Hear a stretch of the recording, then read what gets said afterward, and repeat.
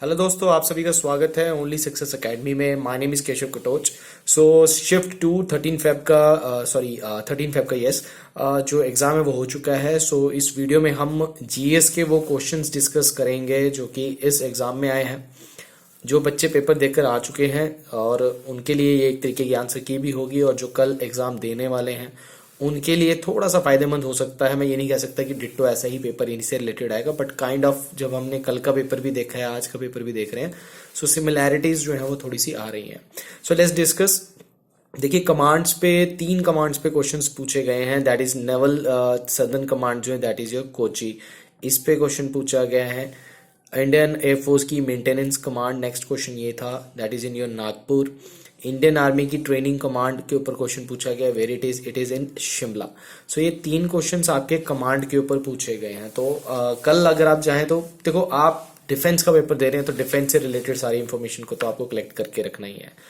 National education policy पूछा गया है, जो हमारी न्यू एजुकेशन पॉलिसी है वो कब लागू होगी, तो 2022 जुलाई 2022 तक वो लागू हो जाएगी। नेक्स्ट क्वेश्चन उन्होंने पूछा है कि which force is not under the MHA. MHA मतलब मिनिस्ट्री ऑफ होम अफेयर्स के अंडर नहीं आता। तो मोस्ट ऑफ द जो हमारी पैरामिलिट्री फोर्सेस हैं वो एमएचए के अंडर आती हैं। तो ऑप्शंस में आपके उसमें जो था इंडियन कोस्ट गार्ड एक ऑप्शन दिया गया था, जो कि नहीं है। Indian coast guard ministry of defence के अंडर आती है। नेक्स्ट क्वेश्चन था पैरामिलिट्री फोर्स से ही पूछा गया था कि कौन सी ओल्डेस्ट पैरामिलिट्री फोर्स है, सैनिक बल जिसको बोलते हैं। सो 1835 में आपके असम राइफल जो है वो 1835 में बनी थी। तो Assam rifle is the oldest paramilitary force. ये एसएससी में भी कई बार क्वेश्चन आ चुका है आपका।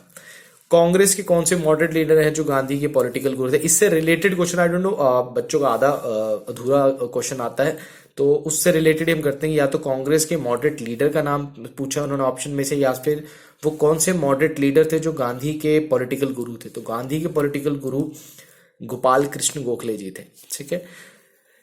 यूरोपियन यूनियन से क्वेश्चन आया कि इनमें से कौन सा यूरोपियन यूनियन का मेंबर नहीं है। तो ऑर्गेनाइजेशन, मैंने कल की वीडियो बोला था कि आपने ऑर्गेनाइजेशंस करके जाना है, तो उसी से रिलेटेड क्वेश्चन आया हुआ है। ज्योग्राफी का एक क्वेश्चन आया है कि which one of these not a green house gas. तो ग्रीन हाउस गैस पे क्वेश्चन पूछा गया है।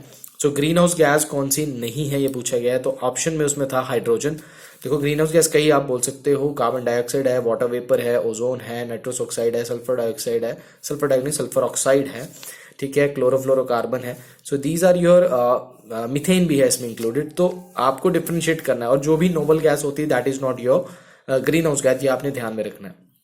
उसके बाद डांसिस के ऊपर मैच द फॉलोइंग आया कि आप डांसिस दिए गए हैं और साइड में दिया गया कि वो कहाँ से रिलेट करते हैं, तो किस स्टेट के हैं ये पूछा गया है।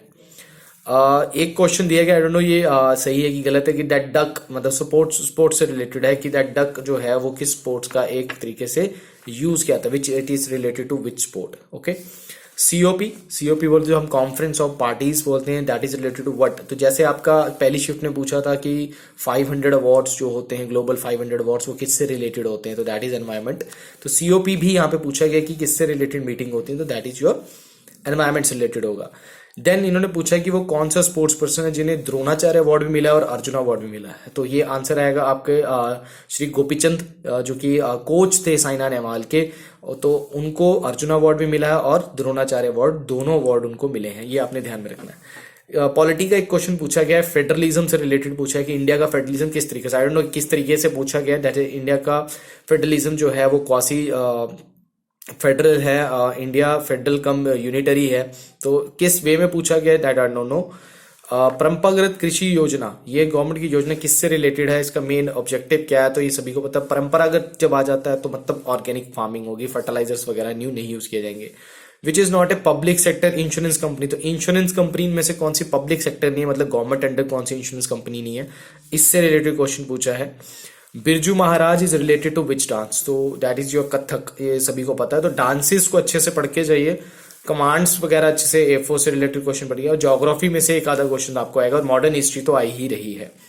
मॉडर्न एजुकेशन सिस्टम, ये ऑप्शन पे डिपेंड करता है कि उन्होंने वुड डिस्पैच को ही पूछा है या फिर हंटर कमीशन 1882 में जो आया था उसी से रिलेटेड क्वेश्चन इन्होंने पूछा है। Which is under finance ministry, तो उन्होंने पूछा फाइनेंस मिनिस्ट्री के अंदर कौन सी मिनिस्ट्री आती है, जैसे रेवेन्यू मिनिस्ट्री जो है वो भी सही अंडर आती है। तो ये क्वेश्चन इन्होंने पूछा है। और मतलब किसी भी कंट्री का, नेक्स्ट क्वेश्चन जो है, किसी भी कंट्री का टेरिटोरियल वाटर जो होता है वो कितना होता है? तो 12 नॉटिकल माइल्स होता है, ठीक है ना। एक्सक्लूसिव इकोनॉमिक जोन आपका 200 नॉटिकल माइल्स होता है, और जो टेरिटोरियल वाटर्स होते हैं दैट इज 12 नॉटिकल माइल। ये तो सीडीएस का क्वेश्चन है, सीडीएस में लास्ट ईयर ये क्वेश्चन आ चुका है। सो जितना आई विजुअलाइज दिस दैट कि जो लेवल है आईफकेट ने थोड़ा सा बढ़ाया है, इतना भी ज्यादा नहीं बढ़ाया है कि आप कह सकते हैं कि ये बिल्कुल ही सीडीएस लेवल का है। बट हाँ, पहले बहुत ही ज्यादा स्टैटिक क्वेश्चन आते थे, आप क्वेश्चंस थोड़े से कंसेप्चुअल भी हैं। कंसेप्चुअल का मतलब है कि आप पढ़ेंगे तभी आपको आएंगे, अदरवाइज आप तुक्के मारने की कोशिश करेंगे तो गलत होने के चांसेस ज्यादा हैं। तो जो बच्चे कल का एग्जाम देना चाहते हैं उनके लिए मैं सिर्फ इतना कहता हूं कि do the revision regarding the environment questions. Current जरूर देखें, करंट से रिलेटेड भी वो क्वेश्चन डाल रहे हैं, जैसे यूरोपियन यूनियन है तो ये करंट से ही रिलेटेड है, न्यू इसके प्रेसिडेंट चुने गए हैं तो ये क्वेश्चन है। बाकी पॉलिटी, हिस्ट्री, ज्योग्राफी जो आप पढ़ते हैं, नॉर्मल पढ़ते हैं, वो पढ़नी बहुत जरूरी है, तो उनसे रिलेटेड क्वेश्चन है। तो मतलब आप 20 क्वेश्चन आए तो 15 क्वेश्चन आराम से आपके हो जाएंगे। सो कल मिलते हैं सेम फर्स्ट शिफ्ट के साथ, कौन कौन से क्वेश्चन हैं। तब तक के लिए thank you very much and all the best to the candidates जिनका कल एग्जाम है। Thank you very much.